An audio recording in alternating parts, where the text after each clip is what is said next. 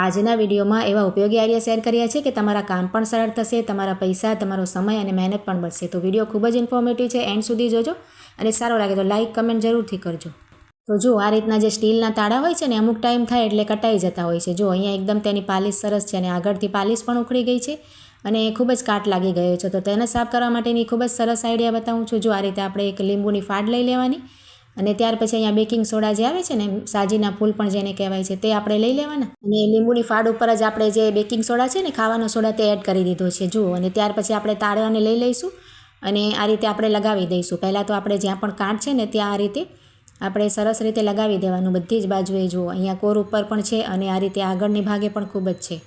તો આ રીતે જુઓ, આપણે બંને વસ્તુ મિક્સ કરી છે એટલે ફીણ જેવું થાય છે અને તેનું ખૂબ જ સરસ રિએક્શન થશે અને 2-3 મિનિટમાં જ તમારું તાળું છે ને બધો જ કાટ નીકળી જશે. ખૂબ જ સરસ આઈડિયા છે. તો આ રીતે જુઓ, અહીંયા મેં ગોળ ફરતે સરસ લગાવી દીધું છે. હવે ત્યાર પછી આપણે છે ને જે એક સ્ક્રબર આવે છે ને તે આપણે લઈ લઈશું. જુઓ, હવે છે ને આપણે આ રીતે જુઓ બધી જ બાજુએ 3-4 મિનિટ માટે સ્ક્રબરથી ઘસી લઈશું.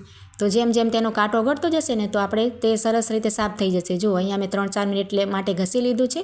વિડીયો બહુ લાંબો ન થઈ જાય એટલે તમને બતાવું છું. જો આ રીતે બધો જ ઘસાઈ ગયો છે અને તમે જોઈ શકો છો કે બધો કાટ નીકળી ગયો છે. આ તેનું કાળું કાળું દેખાય છે ને, પાલિશ તેની નીકળી ગઈ છે ને, તેનું છે. જુઓ, હવે આપણે એક કોરા કપડાથી તેને સરસ લૂછી લઈશું. જુઓ, તો સરસ આપણો બધો કાટ નીકળી ગયો છે અને એકદમ સરસ થઈ ગયો છે. તો ક્યારેક શું થાય કે આપણે આ રીતે ચાવીને ખોલ બંધ કરતા હોય ને તાળું, તો આ રીતે ચાવી તેમાં અટકાતી હોય છે, જલ્દીથી ખોલ બંધ ન થાય. તો તેના માટે આપણે તેલ તો નાખતા હોઈએ, પણ ક્યારેક આપણે તેલ ન નાખવું હોય ને તો આ રીતે વેસલીન પણ લઈ શકાય. જુઓ, ચાવી ઉપર જરાકમથી વેસલીન લગાવી અને ત્યાર પછી આપણે છે ને તેમાં તાળાની અંદર નાખી અને આ રીતે 2-3 વખત ખોલ બંધ કરવાની. જો આ રીતે ફેરવશું ને થોડીક વાર તો શું થશે કે જે આપણે ચાવી અટકતી હશે ને એકદમ સરસ થઈ જશે. જુઓ, ખૂબ જ સરસ આ પણ આઈડિયા છે. ટ્રાય કરીને જરૂરથી જોજો અને આઈડિયા સારો લાગ્યો હોય તો લાઇક કરજો. ત્યાર પછી જો આ રીતની જે પ્લાસ્ટિકની પેટીઓ હોય છે ને, આ રીતે ટ્રાન્સપેરન્ટ આવે છે. જુઓ, તો તે આપણી પાસે ઘણી બધી ભેગી થઈ જાય પણ તેનો આપણે કંઈ ઉપયોગ ના કરીએ, એમને એમ પડી હોય. તો આજે હું તમને તેનો ખૂબ જ સરસ કામ આવે તેવો ઉપયોગ બતાવું છું. આપણે છે ને પેટીની કોઈ પણ એક બાજુ છે ને આ રીતના 4-5 આપણે છે ને નિશાન કરી લેવાના. જુઓ, એટલે કે હોલ જેવું આપણે નિશાન કરવાનું અને ત્યાર પછી આપણે કોઈ પણ વસ્તુ ગરમ કરી આ રીતે છરી વગેરે અને જ્યાં આપણે નિશાન કર્યા છે ને ત્યાં આપણે હોલ બનાવી લેવાના. જો આ રીતે, એટલે કે જો આ રીતે આપણે કાણા જેવા પાડી લેવાના.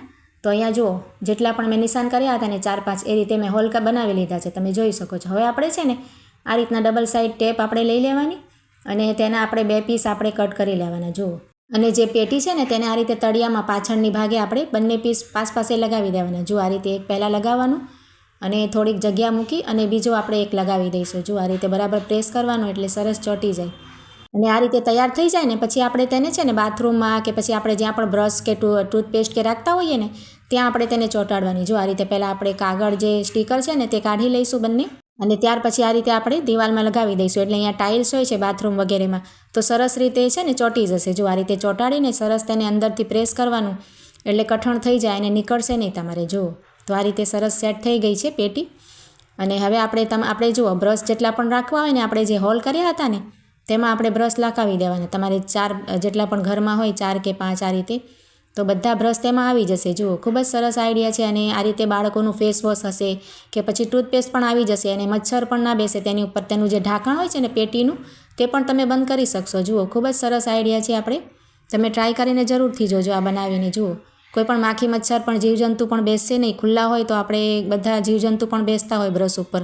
તો આ રીતે તમારી સરસ આઈડિયા છે, ટ્રાય કરીને જોજો.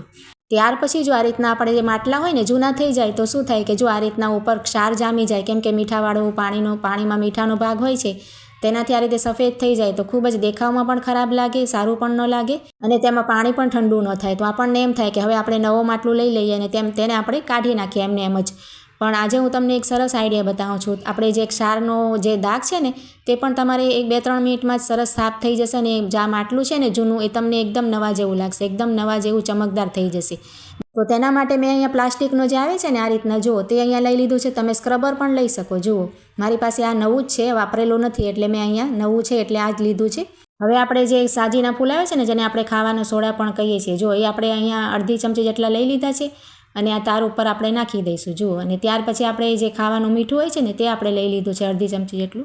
ત્યાર પછી છે ને અહીંયા મેં અડધું લીંબુ લઈ લીધું છે અને તેની ઉપર જ આપણે છે ને તેને નીચોવી લઈશું લીંબુને.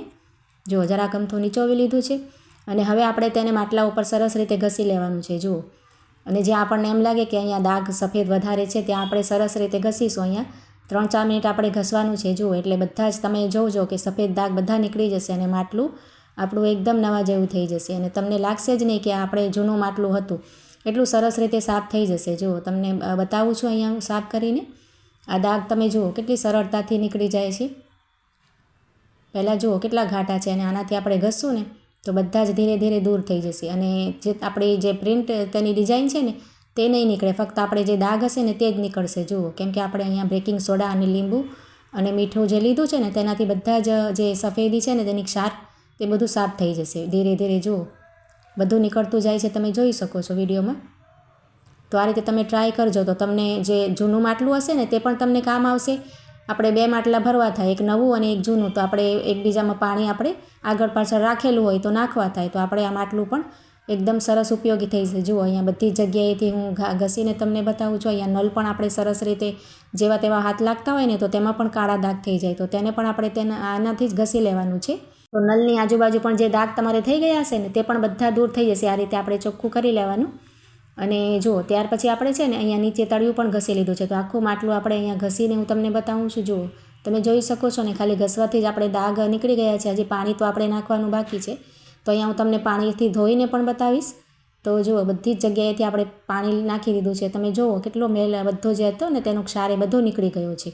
અને માટલું તો આપણે તમને કોઈને બતાવશો તો લાગશે જ નહીં કે આપણે જૂનું માટલું હતું. એકદમ નવા જેવું થઈ જશે. જુઓ અહીંયા હું પાણી નાખીને તમને બતાવી રહી છું. સાફ થઈ ગયું છે ને બધું સફેદી તેનું ક્ષાર હતું ને એ બધું સાફ થઈ જશે. અને સરસ આઈડિયા છે, તમે એકવાર ટ્રાય કરીને જોજો.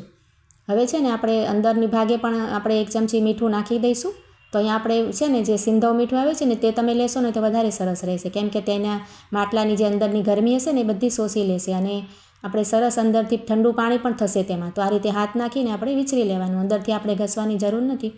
તો ખૂબ જ સરસ આઈડિયા છે, તમે આ રીતે ટ્રાય કરીને જોજો. અને ઉનાળામાં પાણી ભરીને આપણે કોઈ મલમલનું ઉપર કપડું વીંટાળી દેવાય અથવા તો બોરીને જે આવે છે પહેલાં આવતા હતા, હવે તો પ્લાસ્ટિકની બોરી આવે છે તો તે પણ આપણે વીંટાળી શકાય. ખૂબ જ સરસ આઈડિયા છે. ત્યાર પછી જો અહીંયા મેં છે ને 2 કાચના ગ્લાસ લઈ લીધા છે. તો એક ભરેલું છે તેમાં પાણી ભર્યું છે અને એક ખાલી ગ્લાસ લીધું છે.